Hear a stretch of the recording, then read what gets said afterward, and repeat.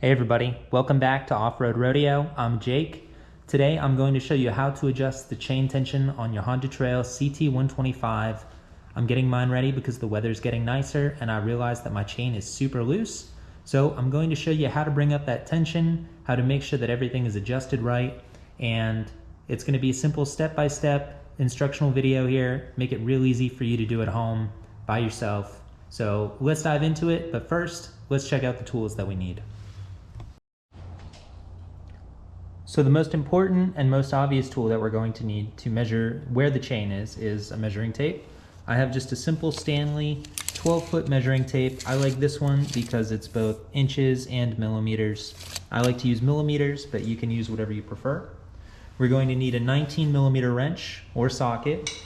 We're going to need a 14mm wrench or socket. And then we will need a 12mm wrench, and we will also need a 10mm wrench. So step one is essentially figuring out what Honda recommends for the amount of acceptable free play. So I want to either consult the owner's manual, which I believe is page 67, or we want to check the top of the chain guard because that'll tell us. And you can see that Honda recommends 30mm or 1.25 inches of free play. So the next thing I want to do is get a base measurement to know how slack my chain is right now. So step two is going to start by running the measuring tape down behind the chain guard and behind the chains so that we can use it as a gauge to see where we are. We want to make sure that the measuring tape or ruler, whatever you're using, is touching the ground, that the bike is on its center stand on a level surface, and we want to take a baseline measurement at its bottommost position or where the chain is resting. And for me, it looks like that is currently around 235mm, right? So now what I want to do is I want to lift up on this, and I want to keep my hand out of the view of the camera so that you can see. Let's make sure this measuring tape is flat, but I have a little bit of pressure on it as I didn't have a ruler that would work. And I'm going to lift up here so that we can really get an idea. And I'm at about 295mm. So I have about a 60mm gap of free play, which is actually higher than Honda recommends. The maximum that you should ride with, Honda says, is 50, although we want to make sure that we're checking chain tension all of the time, which clearly I was not. But that's why we're doing this right now. So let's move to the next step. So step three is going to start by counting the notches that are currently visible after the big plate that essentially holds the axle bolt in place. So if you look on mine, I have 1, 2, 3, 4, 5 notches showing. So I'm going to double check the other side and make sure that both of them are currently even, which would tell me that the wheel is straight inside the swing arm. And then what I'm going to do is loosen the axle. The drive side, or if you're sitting on the bike, the left side of the bike uses a 14mm axle nut, and the non-drive side, or the right side of the bike, if you were sitting on it, is a 19mm. So now what we want to do is double check the notches on the other side are even, and then we want to break this axle loose. So I've double checked and made sure that both sides have 5 notches currently showing, and now I'm going to break the axle loose.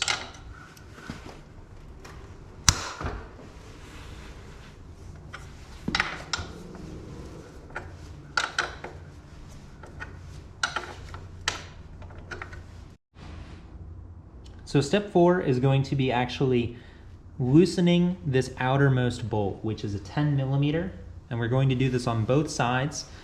Now that our axle is loose, once we do this, we'll be able to adjust the inner bolt, which is 12mm, and that is going to be what pulls the wheel towards the back of the motorcycle, adding tension to the chain.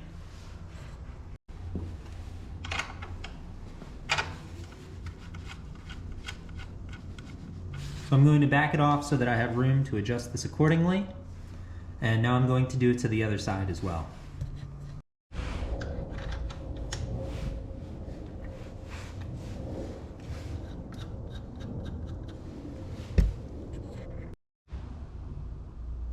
So the next step is going to be adding tension to the 12mm bolt on the inside. In order to add tension to the chain and pull it further back, we want to make sure that we're keeping track of where the notches are, and we want them to be even on both sides to ensure that the wheel is straight in the frame. So let's start adding a little bit of tension to that, and we're going to go very slowly. I'm just going to move up to the next notch so that then there are only 4 showing, and we're going to see what that measurement looks like for the free play.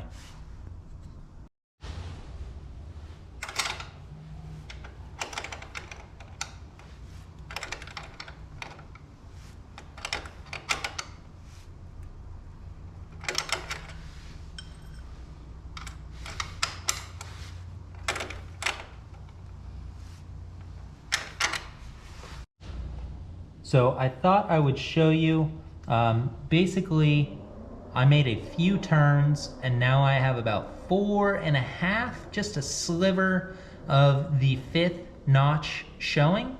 And I want to measure my chain tension because as I brought that tension up turn by turn, the chain actually tightened up quite a bit.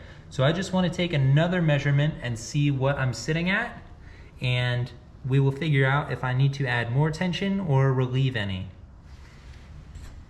So what I'm going to do is take a look, make sure we're in our spot where we made our preliminary measurement, and you can see that I'm at about 250 millimeters. So now I'm going to check,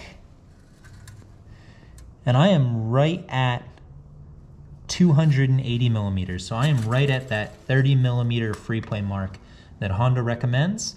So now we can complete the process by ensuring that the lock nuts are tight and then tightening the axle.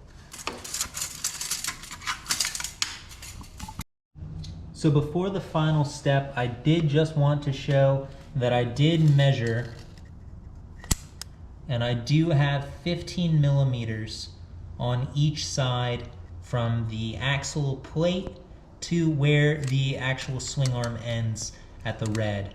And it is even on both sides. So now I can ensure that these are where they're supposed to be. So I'm just going to put it on and just make a tiny, tiny turn just to ensure that it's snugged. And now I can tighten this nut on both sides.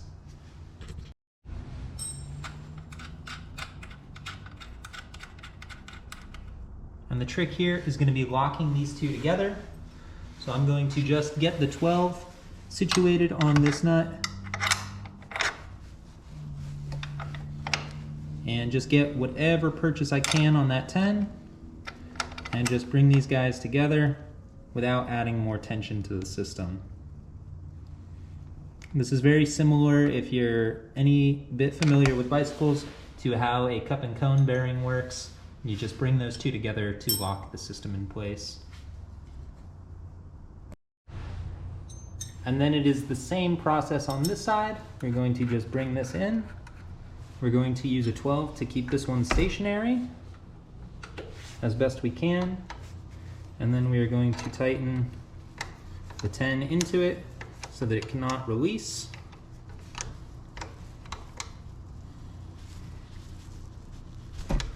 And if I had a thinner wrench, this would be a little easier, but that is snug. And now, the very final step, to tighten the axle. Tighten the axle. Again, the drive side is a 14 millimeter and the non-drive side is a 19 millimeter.